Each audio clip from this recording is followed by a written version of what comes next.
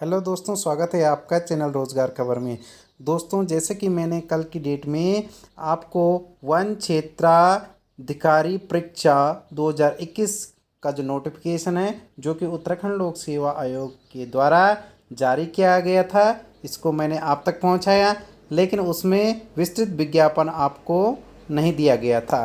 तो दोस्तों, आज इसमें विस्तृत विज्ञापन आ गया है, तो इसकी विस्तृत जानकारी थोड़ा सी आपको दे दी जाती है। तो देखिए, इसकी जो ऑनलाइन आवेदन पत्र भरने की तिथि है वह 31 अगस्त 2021 तक है, और शुल्क जमा करने की तिथि 31 अगस्त 2021 तक आप इसमें शुल्क जमा कर सकते हैं। देखते हैं कि ये जो पद है इसमें कितनी कितनी सीटें हैं। तो पहले सीटों का विवरण देख लेते हैं कि इसमें कुल सीटें हैं 40। तो सामान्य के लिए जो है कुल रिक्तियों की संख्या है 26। अनुसूचित जाति के लिए है रिक्तियों की संख्या 6, और अनुसूचित जनजाति की 1 है, पिछड़ा वर्ग की 2 है, आर्थिक रूप से कमजोर वर्ग की 6 सीटें हैं। तो ये इस प्रकार से बनती है टोटल 40 सीटें। यदि हम 36 यानी आरक्षण का के हिसाब से चलते हैं, इनको भी हम विभिन्न कैटेगरियों में बांट देते हैं। तो ये देखिए, जो सामान्य की ये जो सीट है, तो इसमें सामान्य की हो रही 19, और उत्तराखंड महिला के 3, और ये राजकीय गृहों में निवासरत अनाथ बच्चों की 4। अभी अनुसूचित जाति की है, तो इसमें भी जो सामान्य जो जनरल है वो है 4, और पूर्व सैनिक की 1 है, और स्वयं सेवक आश्रित की ये है। तो आप इसमें देख सकते हैं कि कितने कितने इसमें सीटें हैं। यानी कुल इसमें मैंने ये कैटेगरी वाइज से आपको जो मेन कैटेगरी है उसके हिसाब से आपको सीट का डिस्ट्रीब्यूशन बता दिया है।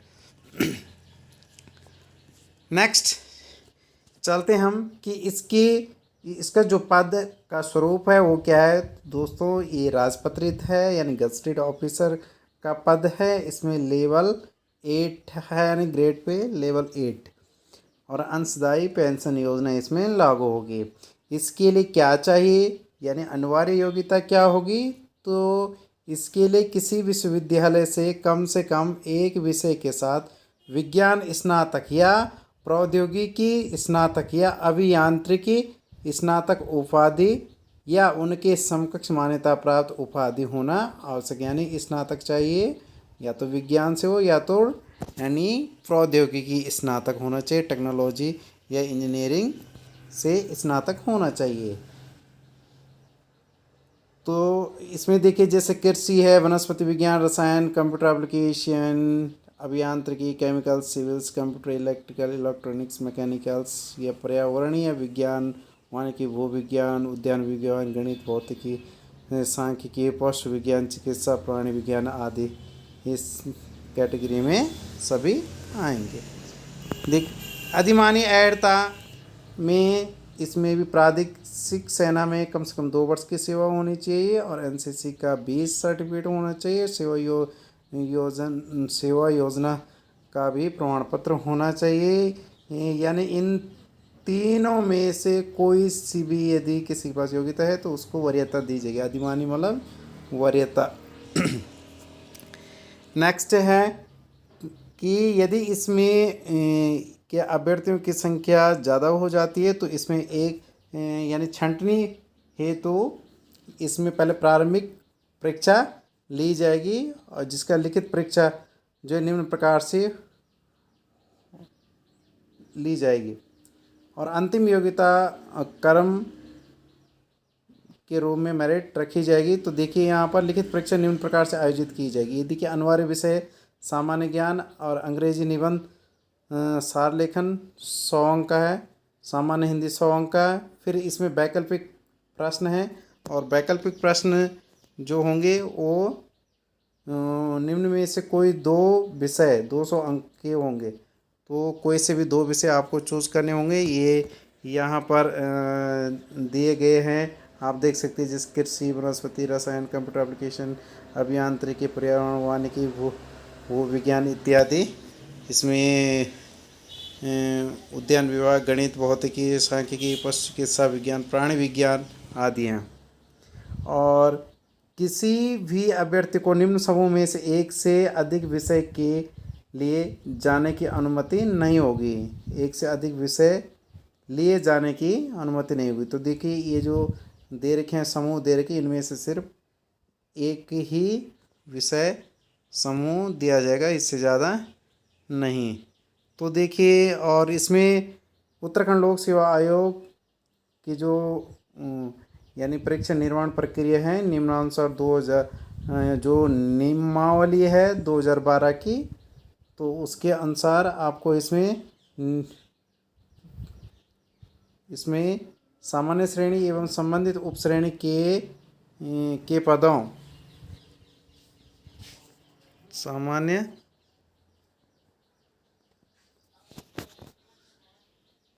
बहुत सही प्रॉब्लम हो गई, ठीक है।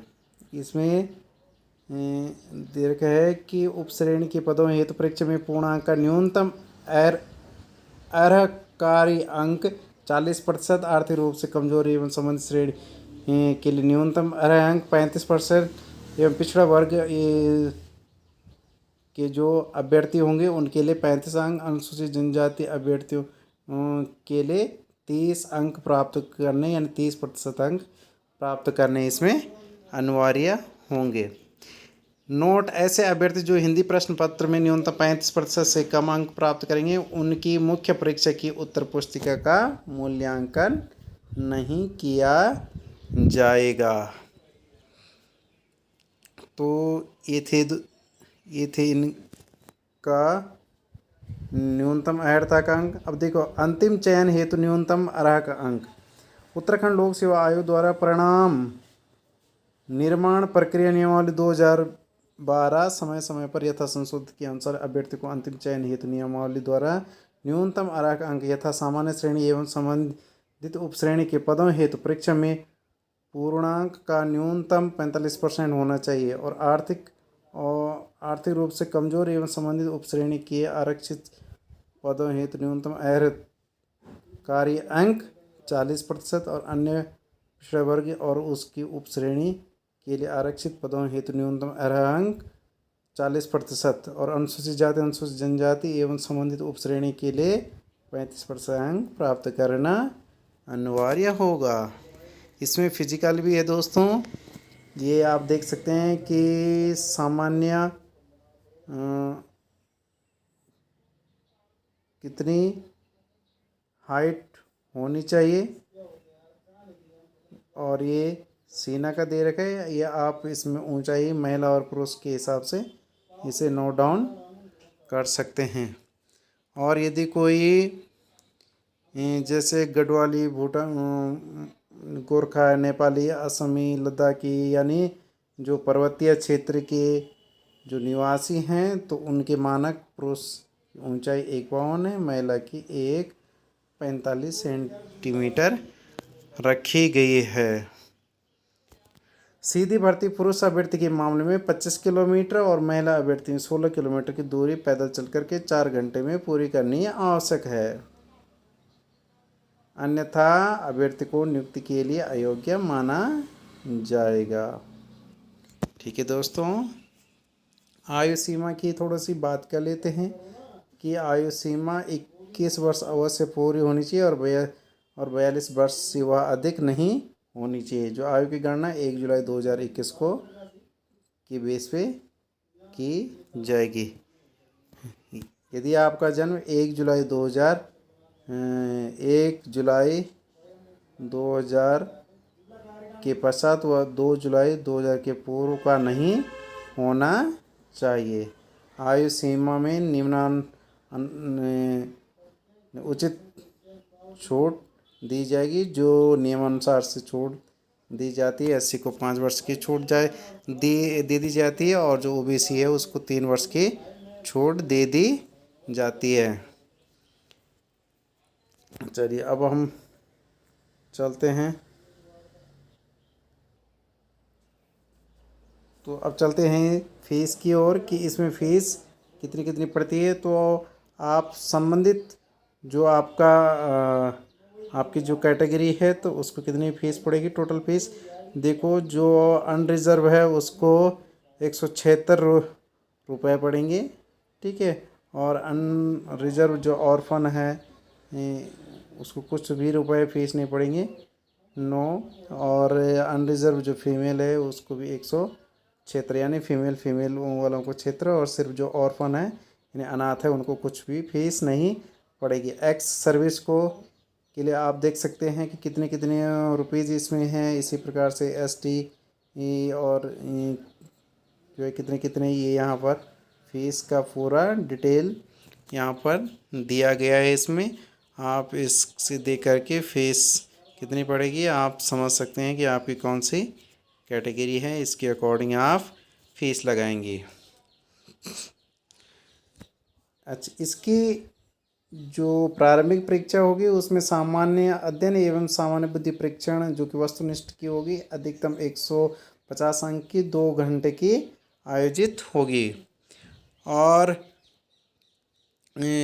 जो मुख्य परीक्षा जो होगी इसकी, तो मुख्य जो लिखित परीक्षा होगी उसके टोटल 6 पार्ट हैं, और इस जिसमें से 5 जो है लिखित पेपर के होंगे। पहले जो है प्रथम अनिवार्य प्रश्न पत्र वो सामान्य ज्ञान का होगा, 100 अंक का होगा। द्वितीय होगा आपका अंग्रेजी का, तृतीय होगा सामान्य हिंदी का, और चौथा पेपर होगा जो वैकल्पिक विषय जो कि आप एक लेंगे, और द्वितीय वैकल्पिक विषय यानी दूसरा जो है वैकल्पिक, ये फर्स्ट वाला है ये सेकंड वाला, 2 आपको इसमें वैकल्पिक विषय चूज करने होते हैं। और नेक्स्ट इसमें साक्षात्कार होना है 75 मार्क्स का। तो ये देखिए, ये जो वैकल्पिक विषय हैं ये 200 के हैं, बाकी ये जो सामान्य पेपर हैं ये 100 नंबर के हैं। और समय सबके लिए 3 घंटे रखे गए हैं। कुल 775 अंक का यह पेपर होगा। इसके आधार पर आपकी मेरिट बनेगी। हिंदी के लिए यहाँ पर विशेष नोट दिया गया है कि 35% अंक लाने अनिवार्य हैं, अन्यथा आप का जो है चयन के लिए आप अपात्र माने जाएंगे। दोस्तों, इसमें पूरा सिलेबस भी दे रखा है, विस्तृत रूप से भी दे रखा है कि सामान्य अध्ययन में क्या क्या पूछा जाएगा। आप इसे देख सकते हैं। सामान्य अध्ययन में सामान्य विज्ञान एवं कंप्यूटर की आधारभूत जानकारी है भारत का इतिहास एवं राष्ट्रीय आंदोलन, भारतीय राज्य व्यवस्था एवं अर्थव्यवस्था, भारत का भूगोल एवं जनसांख्यिकी सामयिक घटनाएं, उत्तराखंड का इतिहास, उत्तराखंड की संस्कृति, उत्तराखंड के भूगोल एवं जनसांख्यिकी, उत्तराखंड के आर्थिक राजनीतिक और प्रशासनिक परिवेश। ये देखो दोस्तों, और आर्थिक एवं प्राकृतिक संसाधन है। और सामान्य बुद्धि परीक्षण में सामान्य बुद्धिमत्ता के जितने भी चीज़ें होती है ये इसमें देखें। ये टोटल 50 नंबर का आपका दिया गया है। इस प्रकार से इसका ये इस ढंग से इसमें पेपर आएंगे दोस्तों। तो दोस्तों, आज की वीडियो आपको कैसी लगी। आशा है कि आप आज की वीडियो से लाभान्वित होंगे। दोस्तों, यदि आप मेरे चैनल पर पहली बार आए हैं तो मेरे चैनल को सब्सक्राइब करना ना भूलिए, और यदि पहले से ही आपने सब्सक्राइब किया हुआ तो मेरी वीडियो की लिंक को अपने अन्य दोस्तों को भी शेयर करना ना भूलिए। ओके दोस्तों, थैंक यू सो मच।